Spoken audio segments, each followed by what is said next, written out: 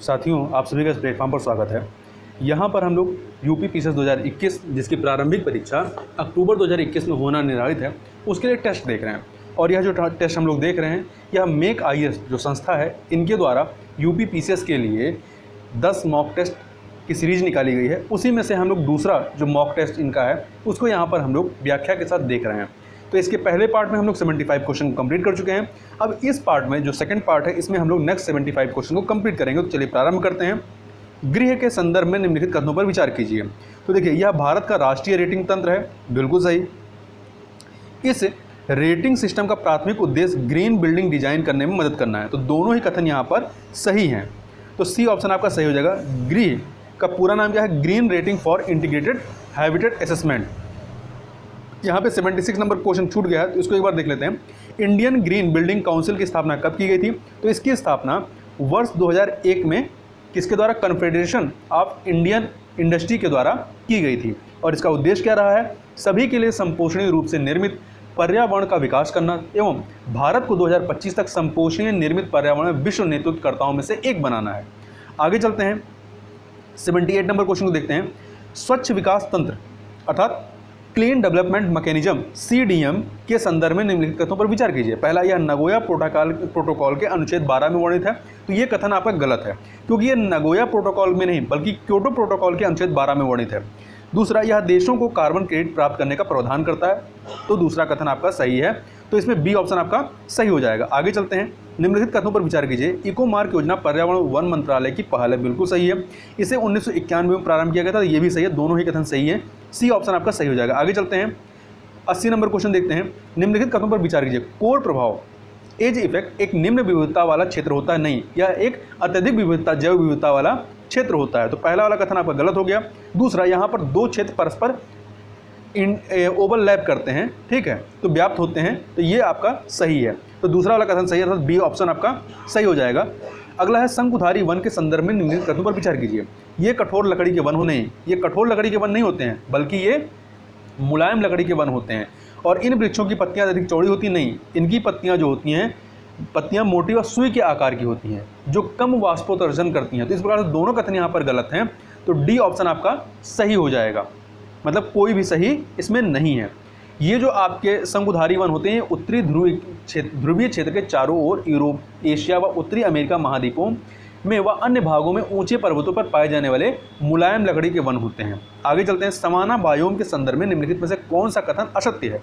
एक सेकंड, हाँ, तो 4 कथन दिए गए। पहला, यह आर्द्र शुष्क उष्णकटिबंधीय जलवायु पाई जाती है, बिल्कुल सही बात है। बी, सवाना बायोम में पेड़ पौधे और जंतुओं में सूखे को सहन करने की क्षमता होती है, ये भी सही है। अफ्रीका में से इस बायोम को लानोस कहते हैं, ये गलत है। इस बायोम को लानोस कहाँ पे कहा जाता है? वेनेजुला में कहा जाता है। दक्षिणी अमेरिका कंट्री वेनेजुला में इसको लानोस कहा जाता है। तो सी ऑप्शन आपका सही नहीं है। डी को देखें, यह प्रदेश बड़े बड़े शिकारियों की भूमि के नाम से प्रसिद्ध है, तो ये सही है। अगला है, सामुदायिक अंतःक्रिया के संदर्भ में निम्नलिखित कथनों पर विचार कीजिए। पहला, जैविक समुदाय में पौधों, जंतुओं और सूक्ष्म जीवों के समुदाय ऊर्जा संसाधन और स्थान के लिए एक दूसरे से अंतःक्रिया करते हैं, बिल्कुल सही बात है। दूसरा, सभी जीव पारिस्थितिक तंत्र के सकल संचालन में तथा ऊर्जा के प्रवाह और पोषक तत्वों के चक्र में मुख्य भूमिका निभाते हैं। दोनों ही कथन यहाँ पर सही हैं। तो सी ऑप्शन आपका सही हो जाएगा। अगला है, पारिस्थितिकी तंत्र के संदर्भ में निम्नलिखित कथनों पर विचार कीजिए।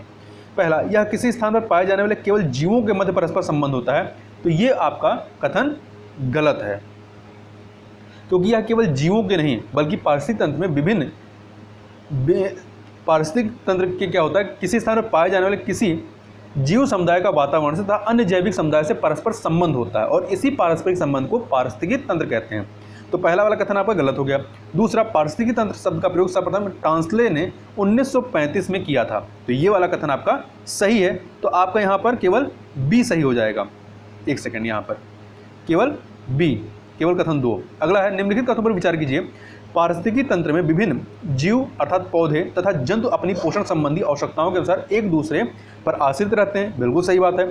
विभिन्न खाद्य श्रृंखलाएं अन्य खाद्य श्रृंखलाओं से संबंध रखती हैं, ये भी सही है। तो यहाँ पे सी ऑप्शन आपका सही हो जाएगा। अगला है, संख्या पिरामिड के संदर्भ में निम्नलिखित कथनों पर विचार कीजिए। यह प्रत्येक तल में व्यक्तिगत संख्या दर्शाता है, सही है। यह सदैव सीधा होता तो नहीं, यह सदैव सीधा नहीं होता है, तो दूसरा वाला कथन गलत है। तो यहाँ पर केवल ए ऑप्शन मतलब कथन एक सही हो जाएगा। अगला है जैव निम्नीकरण प्रदूषक के संदर्भ में निम्नलिखित कथनों पर विचार कीजिए। इस वर्ग के प्रदूषकों का विभिन्न सूक्ष्म जीवों द्वारा अपघटन हो जाता है, बिल्कुल सही है। घर की रसोई का कूड़ा, मल मूत्र, कृषि उत्पादित अपशिष्ट, कागज, लकड़ी तथा कपड़े इसके सामान्य उदाहरण हैं। तो दोनों ही कथन यहाँ पर सही है, तो सी ऑप्शन आपका सही हो जाएगा। अगला है ग्रीन हाउस प्रभाव के संदर्भ में निम्नलिखित कथनों पर विचार कीजिए। यह पृथ्वी के तापमान में कमी को दर्शाता नहीं, यह पृथ्वी के तापमान में वृद्धि को दर्शाता है, क्योंकि वायुमंडल में बढ़ती हुई हानिकारक गैसें जैसे कि carbon dioxide, carbon monoxide, sulphur dioxide आदि वायुमंडल की ऊपरी सतह पर जमकर पृथ्वी के तापमान में वृद्धि कर रही हैं। इसे ही ग्रीन हाउस इफेक्ट या प्रभाव कहते हैं। तो पहला वाला कथन आपका गलत हो गया। दूसरा, इसके कारण समुद्रों में स्थित कई द्वीप समूहों के अस्तित्व को खतरा है, तो दूसरा वाला कथन सही है, बी ऑप्शन आपका सही हो जाएगा। आगे चलते हैं। अगला है एरोसॉल के संबंध में निम्नलिखित कथनों पर विचार कीजिए। पहला, इनका आकार 10 माइक्रोन से अधिक होता है, तो ये कथन आपका गलत है, क्योंकि इनका आकार जो है 1 माइक्रोन से 10 माइक्रोन तक के सूक्ष्म कोलाइडी कणों को जो होते हैं इनको एरोसॉल कहा जाता है। दूसरा, ये एल्बिडो की मात्रा घटा देते हैं, नहीं, तो ये एल्बिडो की मात्रा को बढ़ा देते हैं, इसलिए दोनों ही कथन यहाँ पर गलत हैं, तो डी ऑप्शन आपका सही हो जाएगा। और एरोसोल का उत्सर्जन जो है ये कारखानों, ताप विद्युत घरों, स्वचालित वाहनों और कृषि कार्यों से होता है, और ये खतरनाक रेडिएशन को ग्रहण कर लेते हैं तथा ये बादलों के जीवन चक्र को प्रभावित करते हैं। अगला है निम्नलिखित कथनों पर विचार कीजिए। कैडमियम प्रदूषण से इटाई रोग हो जाता है, बिल्कुल सही है। पेयजल में नाइट्रेट की मात्रा अधिक होने से नवजात शिशुओं में ब्लू बेबी सिंड्रोम हो जाता है, तो दोनों ही कथन यहाँ पर सही है, सी ऑप्शन आपका सही हो जाएगा। प्लेटिपस के प्रजनन एवं पुनर्वास को बढ़ावा देने के किस देश में विश्व का पहला अभ्यारण्य स्थापित किया जाएगा, तो ऑस्ट्रेलिया में। अगला है क्यूएस वर्ल्ड यूनिवर्सिटी रैंकिंग 2021 में किस विश्वविद्यालय को शीर्ष स्थान प्राप्त हुआ है, तो मैसाचुसेट्स प्रौद्योगिकी संस्थान, जो कि अमेरिका की ये संस्था है या प्रौद्योगिकी संस्थान है, और इसे लगातार 9वें वर्ष यह अपने शीर्ष स्थान पर बना हुआ है, इस रैंकिंग में शीर्ष स्थान पर बना हुआ है।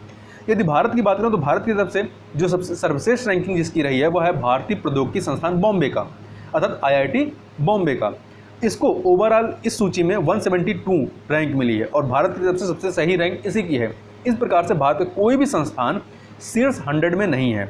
आगे बात कर लेते हैं, किस पुरस्कार को ग्रीन नोबेल के नाम से जाना जाता है, तो गोल्डमैन जो पुरस्कार है, जो कि पर्यावरण संरक्षण के मतलब फील्ड में दिया जाता है, इसे ही ग्रीन नोबेल कहा जाता है। अगला है निम्नलिखित कथनों पर विचार कीजिए। हाल ही में नीति आयोग के द्वारा सुगम्य भारत ऐप लॉन्च किया गया है, ये कथन आपका बिल्कुल गलत है। क्यों?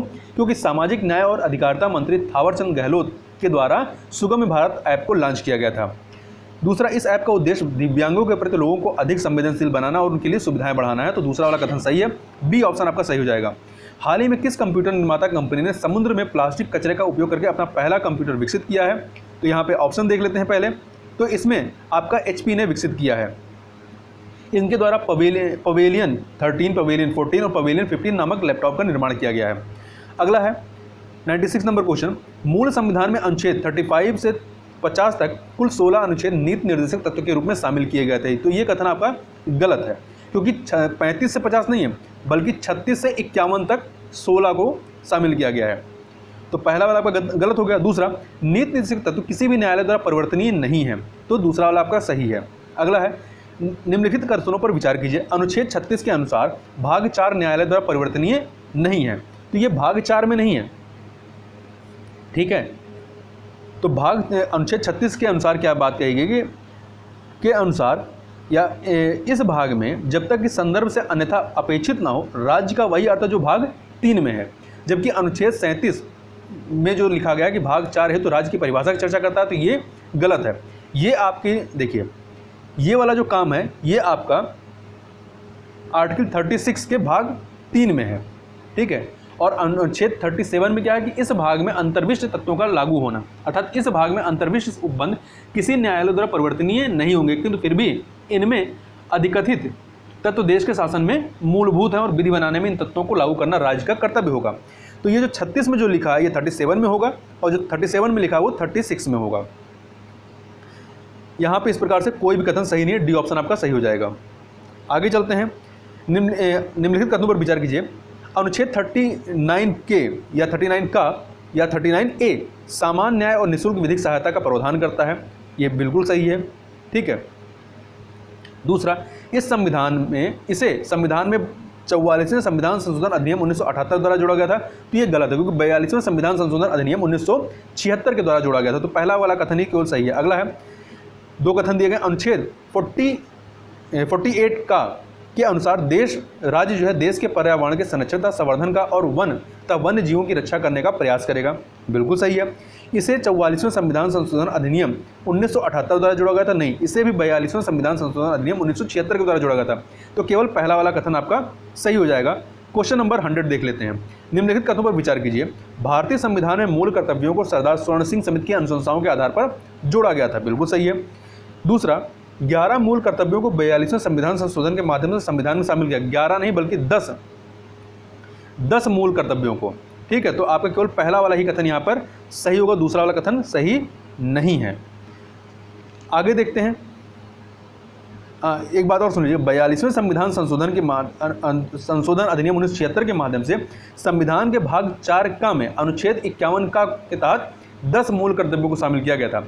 उत्तर प्रदेश का प्रथम फिल्म सेंटर कहाँ स्थित है? तो नोएडा में स्थित है। अगला है, निम्नलिखित कथनों पर विचार कीजिए। लोहे पर जंग लगना संक्षारण का उदाहरण है। बिल्कुल सही। इससे लोहे का भार कम हो जाता नहीं, इससे लोहे का भार बढ़ जाता। तो कौन सा कथन सही नहीं है? तो दूसरा वाला कथन सही नहीं है, बी ऑप्शन आपका सही हो जाएगा। देखिए, लोहे पर जंग लगना, चांदी के ऊपर काली परत व तांबे के ऊपर हरी परत चढ़ना, यह संक्षारण के उदाहरण है। अगला है, निम्नलिखित कथनों पर विचार कीजिए। कैल्शियम ऑक्साइड को बुझा हुआ चूना कहते हैं, नहीं, कैल्शियम ऑक्साइड को चूना या बिना बुझा हुआ चूना कहते हैं। ठीक है, इसके अनेक उपयोगों में से एक उपयोग सीमेंट के निर्माण में होता है।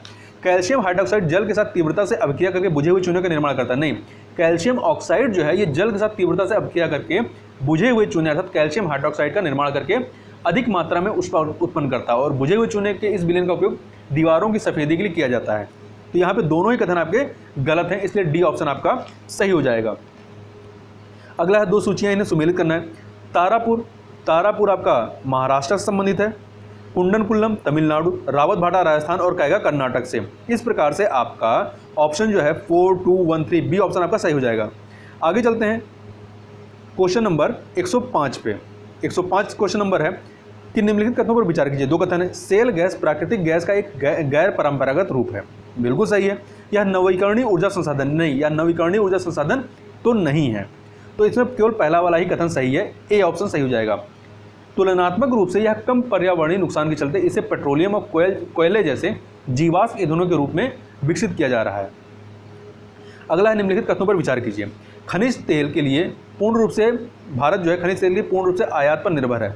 तो पूर्ण रूप से तो आयात पर निर्भर नहीं है, अधिक मात्रा के लिए आयात पर निर्भर है। तो पहला वाला कथन आपका सही नहीं है।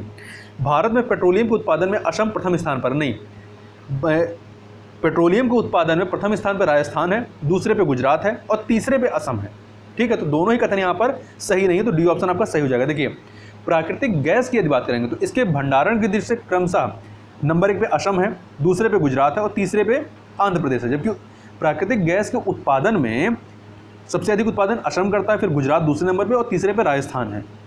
जबकि यदि पेट्रोलियम के भंडारण की बात करेंगे तो असम नंबर 1 पर है, गुजरात दूसरे पे है, राजस्थान तीसरे पे है। परंतु इसके उत्पादन की यदि बात करेंगे तो राजस्थान नंबर 1 पे है, गुजरात दूसरे पे है और असम तीसरे पे है। आगे चलते हैं, 2 सूचियां सुमेलित करना है। कोयली या जामनगर आपका गुजरात में है। पारादीप कहाँ पे है? उड़ीसा में है। तातीपाका जो है आपका, तातीपाका या विशाखापट्टनम, ये आंध्र प्रदेश में। बैरोनी ये आपका बिहार में है। तो इस प्रकार से आपका जो ऑप्शन है 2, 4, 1, 3 डी ऑप्शन सही हो जाएगा। अगला है, निम्नलिखित में परमाणु खनिज हैं यूरेनियम, थोरियम, लिथियम, ये तीनों के तीनों, डी ऑप्शन आपका सही हो जाएगा। किस धातु को मेटल ऑफ होप के नाम से जानते हैं? यूरेनियम को। अगला है, जेट्रोफा की सहायता से बायोडीजल का निर्माण किया जाता है। बिल्कुल सही है। देश का पहला बायोडीजल संयंत्र आंध्र प्रदेश के काकीनाडा में लगाया गया, ये भी सही है। दोनों ही कथन यहाँ पर आपके सही हैं। विकल्प की देखें, उपयुक्त कथनों में से कौन सा सही नहीं है? तो दोनों सही हैं। यहाँ पे कौन सा सही नहीं पूछ रहा है, तो दोनों सही हैं। तो डी ऑप्शन आपका सही हो जाएगा। मिसिसिपी नदी के संदर्भ में निम्नलिखित कथनों पर विचार कीजिए। देखिए, यह दक्षिणी अमेरिका की सबसे लंबी नदी नहीं है। मिसिसिपी नदी अमेरिका और उत्तरी अमेरिका की सबसे लंबी नदी है। ठीक है, तो पहला वाला कथन आपका गलत हो गया। दूसरा, यह नदी मैक्सिको की खाड़ी में जाकर गिरती है। बिल्कुल सही है। तो केवल दूसरा वाला कथन आपका सही है। तो यह नदी इतास्का नामक झील से निकलती है और मैक्सिको की खाड़ी में जाकर गिरती है। इसका डेल्टा पंजाकार है और ओहियो इसकी एक सहायक नदी है। अगला है, किलिमंजारो ऑस्ट्रेलिया महाद्वीप का सबसे ऊंचा पर्वत है। नहीं, किलिमंजारो अफ्रीका महाद्वीप का सबसे ऊंचा पर्वत है। दूसरा, यह एक अवशिष्ट ज्वालामुखी पर्वत है, तो ये वाला कथन आपका सही है। तो यहाँ पे बी ऑप्शन केवल 2 सही हो जाएगा। निम्नलिखित कथनों पर विचार कीजिए। उत्तरी अमेरिका पृथ्वी के उत्तरी गोलार्ध में स्थित है और पूर्णतः पश्चिमी गोलार्ध में आता है। बिल्कुल सही बात है। दूसरा, क्षेत्रफल की दृष्टि से यह एशिया और अफ्रीका के बाद विश्व का तीसरा सबसे बड़ा महाद्वीप है। बिल्कुल सही है। और यूरोप जो है, एशिया, यूरोप, अफ्रीका और यूरोप के बाद, एक सेकेंड, क्षेत्रफल की दृष्टि से एशिया और अफ्रीका के बाद विश्व का तीसरा सबसे बड़ा जो द्वीप है वो उत्तरी अमेरिका है। जबकि जनसंख्या के मामले में देखेंगे तो एशिया, अफ्रीका और यूरोप के बाद चौथे नंबर पे आता है। तो इस प्रकार से यहाँ पे दोनों कथन सही है, सी ऑप्शन आपका सही हो जाएगा। अगला है, गोलन हाइट्स दक्षिणी पश्चिमी सीरिया में एक पथरीला पठार है। बिल्कुल सही है। वर्तमान में यह क्षेत्र इजराइल के सैन्य नियंत्रण में है, ये भी सही है। तो दोनों कथन सही है। इसी को लेकर के विवाद भी है दोनों के बीच में। आगे चलते हैं। क्वेश्चन 115, अफ्रीका विश्व का तीसरा सबसे बड़ा महाद्वीप है? नहीं, अफ्रीका विश्व का दूसरा सबसे बड़ा महाद्वीप है, पहला एशिया है। इस महाद्वीप से कर्क रेखा, मकर रेखा था, विषुवत रेखा तीनों गुजरती है। बिल्कुल सही है। केवल दूसरा वाला कथन सही है, बी ऑप्शन आपका सही हो जाएगा। 116 नंबर क्वेश्चन देखते हैं। 116 नंबर क्वेश्चन, बी आकार की घाटियों का निर्माण नदी की युवावस्था में होता है। बिल्कुल सही है। नदी की वृद्धावस्था में इसकी ढाल तीव्र हो जाती है। नदी की वृद्धावस्था में इसकी ढाल तीव्र नहीं होती बल्कि मंद हो जाती है। तो दूसरा वाला गलत है, पहला वाला सही है। तो ए ऑप्शन आपका सही हो जाएगा। अगला है, गिब्सन रेगिस्तान स्थित है कहाँ? ऑस्ट्रेलिया में। ऑस्ट्रेलिया के पश्चिमी ऑस्ट्रेलिया में यह स्थित है। अगला है, दो कथन है, कोरियोलिसिस बल उत्तरी गोलार्ध में पवन की दिशा को अपनी मूल दिशा से बाईं ओर विक्षेपित करती। नहीं, उत्तरी गोलार्ध में ये दाईं ओर विक्षेपित करती है और दक्षिणी गोलार्ध में बाईं ओर विक्षेपित करती है।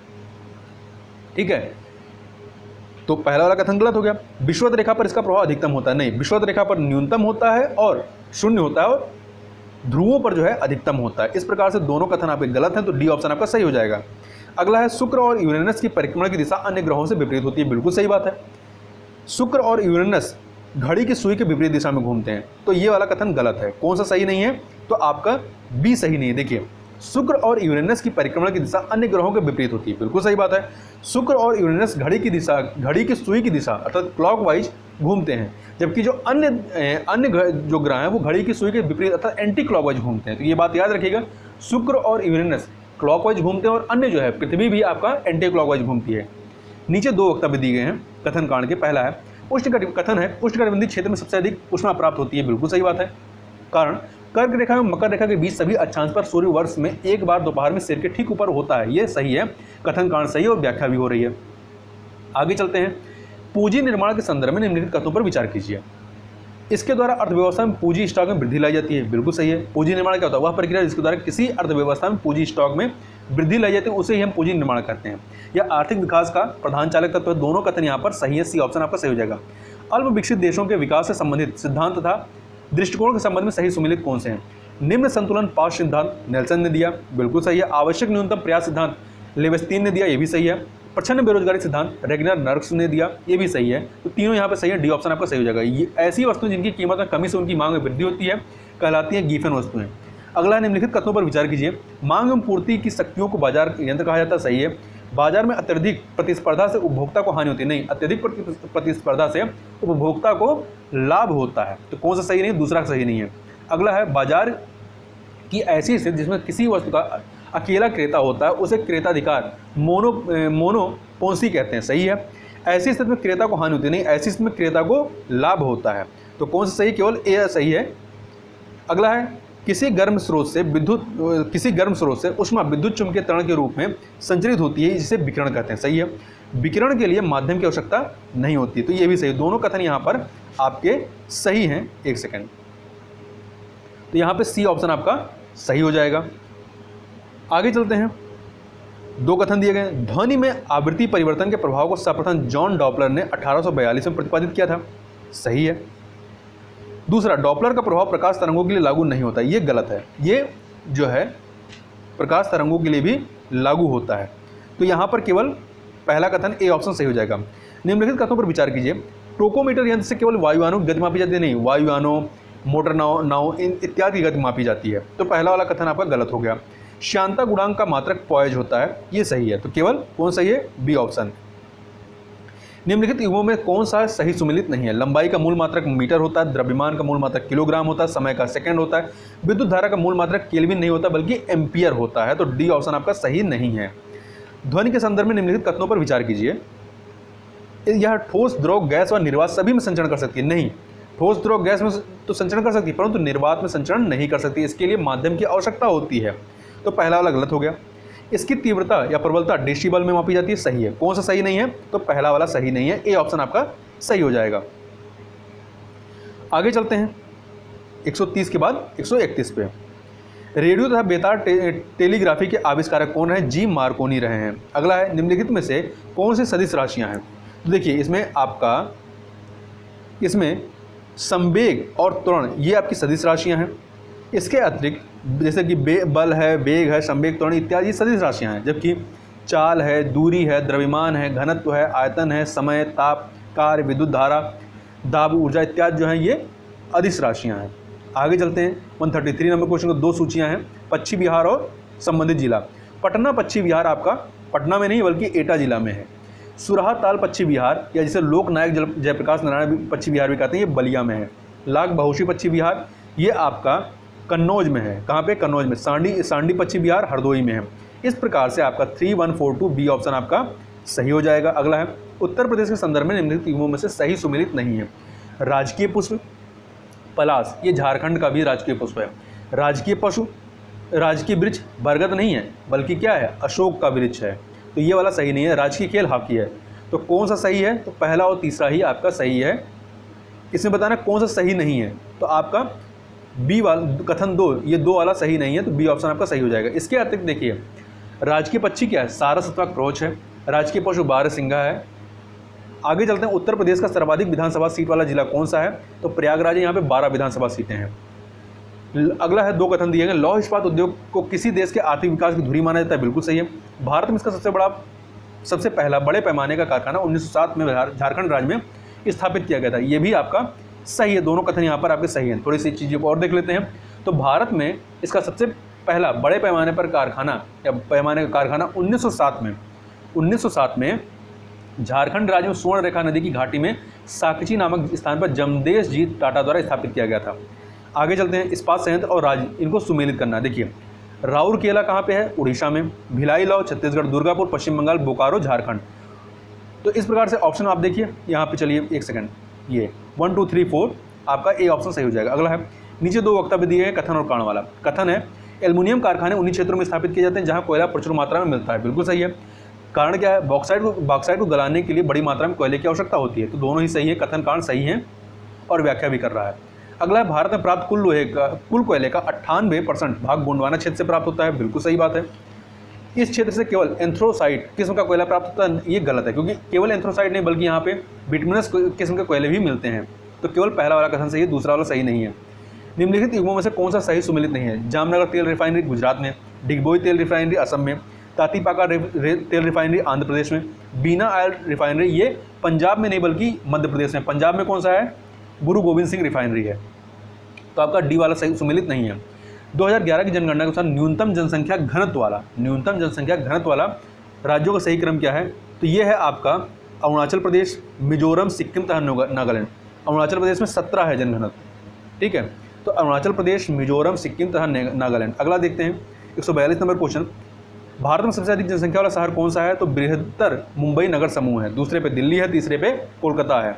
2011 की जनगणना के अनुसार सबसे अधिक अनुसूचित जाति वाला राज्य जनसंख्या वाला तो उत्तर प्रदेश है। यहाँ पर उत्तर प्रदेश की कुल जनसंख्या में अनुसूचित जातियों का प्रतिशत कितना है? 20.7% है। अगला 2011 की जनगणना के अनुसार किस संघ शासित प्रदेश का साक्षरता प्रतिशत सबसे अधिक है? तो ये है आपका लक्षद्वीप का 92.28%। अगला है, भारत में प्रथम जनगणना किस वर्ष होती है? तो ये 1872 में लॉर्ड मेयो के शासनकाल में होती है, जबकि नियमित दशकीय जनगणना की शुरुआत वर्ष 1881 में लॉर्ड रिपन के शासनकाल में होती है। उसके बाद हर 10 वर्ष में ये जनगणना होती है। वर्ष 2011 की अंतिम जनगणना के अनुसार उत्तर प्रदेश में पूरे देश की कितने % जनसंख्या रहती है? तो 16.51%, जबकि 2001 में जब ये जनगणना हुई थी उसमें ये जो आंकड़ा था ये 16.16 था। ये आगे चलते हैं 147 नंबर क्वेश्चन को देखते हैं। वर्ष 2011 की अंतिम जनगणना के अनुसार उत्तर प्रदेश में सबसे कम जनसंख्या वाला जिला कौन सा है? तो वो है महोबा। सबसे कम जनसंख्या वाला जिला कौन सा है? महोबा है। इसके बाद बढ़ते क्रम में देखें चित्रकूट है, हमीरपुर, श्रावस्ती और फिर ललितपुर का नंबर आता है। वर्ष 2011 में उत्तर प्रदेश की जनगणना के कथनों पर विचार कीजिए। उत्तर प्रदेश में सबसे अधिक स्लम जनसंख्या वाला जिला आगरा है, नहीं, बल्कि आगरा नहीं, मेरठ है। ठीक है, तो पहला वाला आपका गलत हो गया। दूसरा, प्रदेश में सबसे अधिक अनुसूचित जनजाति जनसंख्या प्रतिशत वाला जिला सोनभद्र है, तो ये आपका सही है। ठीक है, सबसे अधिक अनुसूचित जनजाति जनसंख्या प्रतिशत वाला जिला कौन सा? सोनभद्र। इसके बाद ललितपुर, फिर देवरिया और भी बलिया आता है। और तीसरा, सब प्रदेश में सबसे कम अनुसूचित जाति जनसंख्या प्रतिशत वाला जिला कौन सा है? तो ये बलिया है, नहीं, बागपत है। बागपत, फिर कन्नौज, फिर बदायूं है। इस प्रकार से यहाँ पे सही कौन सा? केवल कथन 2 सही है। आगे चलते हैं। भारत में सर्वाधिक इस्लाम जनसंख्या वाला राज्य कौन सा है? तो महाराष्ट्र है। ठीक है, महाराष्ट्र नंबर 1 पे, दूसरे पे आंध्र प्रदेश, तीसरे पे पश्चिम बंगाल है। आगे चलते हैं। निम्नलिखित में से उत्तर प्रदेश का सर्वाधिक क्षेत्रफल वाला जिला कौन सा है? तो ये है आपका सोनभद्र, इन चारों ऑप्शन में। ऐसे तो लखीमपुर खीरी है, फिर सोनभद्र है, फिर हरदोई है। और सबसे कम क्षेत्रफल वाला जिला कौन सा है? हापुड़ है, इससे ज़्यादा गाजियाबाद का, फिर भदोही है। इस प्रकार से यहाँ पे 2 वीडियो के तहत हम लोग ने पूरे 150 प्रश्नों को कंप्लीट किया। इस वीडियो में बस इतना ही। मिलते हैं नेक्स्ट वीडियो में, तब तक के लिए बहुत बहुत धन्यवाद।